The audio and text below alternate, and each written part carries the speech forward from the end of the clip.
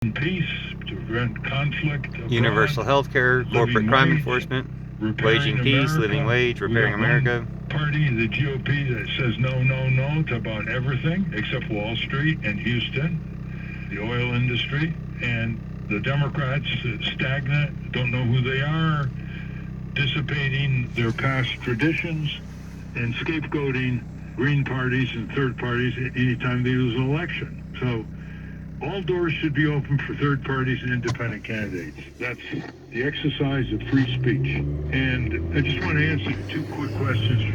Question from Rosemary Sodden asks, quote, whistleblowers in journalism are now being punished, which prohibits the truth from being exposed. What's the answer?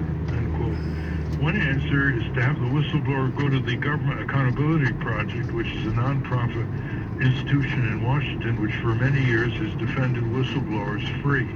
The Government Accountability Project, known as GAP. And one of my favorite questions was asked by Jay Rich, and he said, I got talked into Medicare Advantage when I retired by the local insurance agency, recommended by my doctor's office. After a year and further investigation, I decided to go to Medigap insurance instead. I've been jumping through hoops for 2 months, and hopefully will be out of their clutches by January 1, 2022, end quote. Bravo, Jay Rich. We need more people like you. Dump Medicare disadvantage. Go back to traditional Medicare.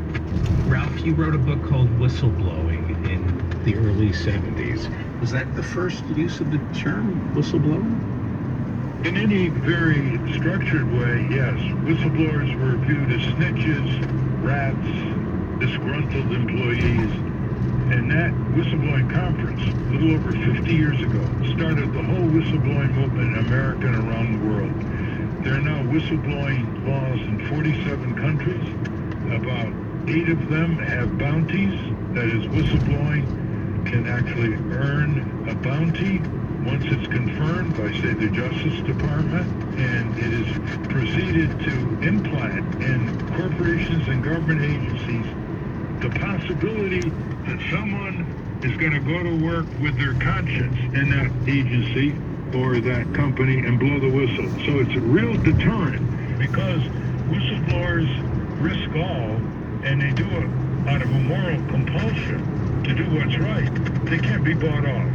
And so they unsettle the bosses at the top of these organizations because they can't be controlled. They can't even be located sometimes. They never know when they're going to pop up and expose the crime, the abuse, the fraud, the waste, the repression.